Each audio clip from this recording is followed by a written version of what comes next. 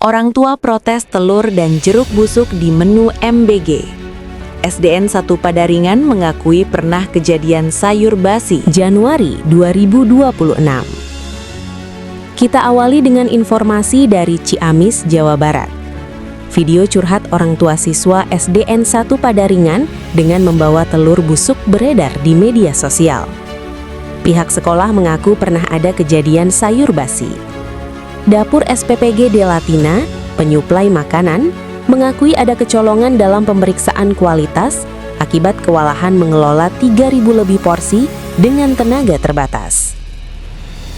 Sebuah video singkat berdurasi 17 detik yang memperlihatkan seorang orang tua siswa memegang telur busuk sambil berbicara dengan nada kecewa viral di grup media sosial. Dalam bahasa Sunda, orang tua tersebut berkata, Ieu teh asatku teu kira-kira MBG, ieu cenah MBG SD telur buruk titah di daharku budak gerak teu kira-kira Gusti nu agung ieu cik atuh ieu beredar bersamaan dengan video lain berdurasi 24 detik yang menunjukkan tangan seseorang sedang memegang dan mengupas jeruk yang juga tampak busuk yang diduga berasal dari lokasi yang sama, yaitu SDN 1 Padaringan. Menanggapi beredarnya video tersebut, Suara Eksklusif mendapatkan konfirmasi dari SDN 1 Padaringan. Kepala Sekolah Dede Heryadi, ia menjelaskan mekanisme penerimaan distribusi makanan. Porsi untuk kelas bawah atau kecil datang pukul 7.00, sedangkan untuk kelas atas atau besar datang sekitar pukul 10 sampai 11. Total penerima manfaat di sekolahnya adalah 185 siswa dan 3 guru. Tidak ada yang komplain. Jikalaupun ada yang komplain, kami pihak sekolah sebagai penerima manfaat, kalau yang masih wajar mah saya tidak komen karena takut dianggap sekolah rewel, ujar Dede Heryadi kepada Suara Eksklusif, Senin 26 Januari 2026. Ia mengungkapkan makanan untuk hari Sabtu dibagikan pada hari Jumat. Terakhir, sekolah mengetahui ada makanan basi kurang lebih seminggu yang lalu untuk siswa kelas atas. Yang basinya sayurannya. Dan anak-anak pun sudah tahu, kalau tidak enak ya tidak dimakan. Memang tidak basi sepenuhnya, yang kalau dihangatkan masih layak untuk dimakan, jelasnya. Saat diberitahu tentang telur busuk dan jeruk busuk dalam video beredar, pihak sekolah menyatakan tidak mengetahuinya. Dede mengaku pihaknya dalam posisi sekolah serba salah.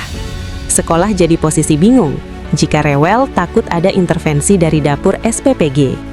Sampai dikabarkan di daerah lain ada kejadian orang tua yang komplain, sampai anak dari orang tua yang komplain itu tidak diberi bagian makanan, tuturnya. Ia menyebutkan dapur SPPG Satuan Pendidikan Penyedia Gizi yang mensuplai sekolahnya baru saja mutasi. Awalnya dari SPPG Sicira Purwadadi dan sejak awal Januari 2026 beralih ke SPPG Delatina. Dede berharap kedepannya SPPG lebih hati-hati dalam meracik, memeriksa dan mengirimkan makanan. Kita tidak macam-macam, mungkin ketika basi, pengemasan terlalu malam, tambahnya. Sumber masalah dari dapur SPPG, kewalahan tenaga dan kecolongan. Suara Eksklusif juga berhasil mendapatkan keterangan langsung dari pihak SPPG Delatina. Mereka mengakui adanya telur busuk, jeruk busuk, dan sayuran basi yang sampai ke sekolah. Konfirmasi ini disampaikan oleh Kepala SPPG Delatina, Muhammad Ilham Syah, didampingi asisten lapangan atau ASLAP, Hari, dan Bayu sebagai perwakilan Yayasan Garuda Galuh Ciamis yang menaungi dapur tersebut. Ilham menjelaskan SPPG Delatina melayani 34 sekolah dan 670 penerima B3, Bumil, Buswi, dan Balita, dengan total penerima manfaat mencapai 3.048 orang. Dapur ini mulai beroperasi sejak 15 Desember 2025. Hari sebagai ASLAP, asisten lapangan juga mengetahui adanya komplain dari orang tua murid itu, sampai dengan tahu siapa orang yang komplainnya. Mulai berjalan memang ada saja yang komplain, mulai dari sayuran basi, telur busuk, dan jeruk busuk, kata Bayu. Ia mengakui ada kecolongan dalam pengecekan kualitas atau ceki. Untuk telur busuk rata-rata dari supplier karena kita beli dalam jumlah banyak. Untuk di bulan Desember kita melayani 800-an penerima, saat Januari penambahan signifikan jadi 3.000-an. Makanya untuk ceki, mungkin ada 1 atau 2 yang tidak lolos, jelasnya. Penambahan signifikan ini disebabkan kekurangan dapur di Purwadadi. Soal jeruk busuk, Bayu menyebut karena jumlah banyak kedatangan buah yang telat dan proses persiapan yang padat dari jam 4 pagi hingga 1 siang. Mengurusi jeruk 3.000 buah mungkin lama dan ada 1 atau 2 yang busuk sedikit mungkin terbawa. Dari mulai awal Januari memang ada, ucapnya. Ia berargumen bahwa masalah busuk pada buah dan telur sulit dihindari karena tidak terlihat dari luar. Dari 3.000-an porsi per hari, tidak sampai 1% yang komplain, tambahnya. SPPG menyebut kendala tenaga dan waktu. Bayu mengungkapkan kendala operasional utama adalah jumlah tenaga relawan yang terbatas, yaitu 47 orang sesuai juknis, untuk mengelola ribuan porsi dengan variasi, porsi kecil, besar, dan B3. Jadi gimana caranya supaya relawan 47 ini bisa tepat waktu mengurusi yang B3 dengan porsi keringkan di kresek, sama mengurusin menu yang basah? Ada 8.000 untuk porsi kecil dan 10.000 untuk porsi besar, dengan gramasi nasinya juga berbeda, paparnya. Proses masak dimulai pukul 12.00 dan pendinginan selama 3 jam sebelum didistribusikan pukul 7.00 hingga 9.00 untuk porsi kecil, dan pukul 9.00 hingga 11.00 untuk porsi besar. Kita mengakui telah kecolongan di ceki. Jika semuanya busuk, kita juga tidak berani. Kita selalu evaluasi tiap minggu. Memang sulit ketika pekerja dibatasi hanya 47 orang untuk penerima manfaat 3.000 atau lebih, katanya. Bayu menegaskan untuk setiap komplain yang masuk, pihaknya akan memberikan kompensasi penggantian. Ia juga ingin meluruskan paradigma masyarakat yang mengira dana per porsi masih Rp15.000, padahal saat ini sudah ada penyesuaian untuk porsi kecil dan besar, dengan insentif untuk kadar sesuai juknis Rp1.000 per porsi. Basi itu karena kita kejar waktu, dan kebanyakan tragedi basi itu di porsi besar, karena terburu-buru waktu, imbuhnya.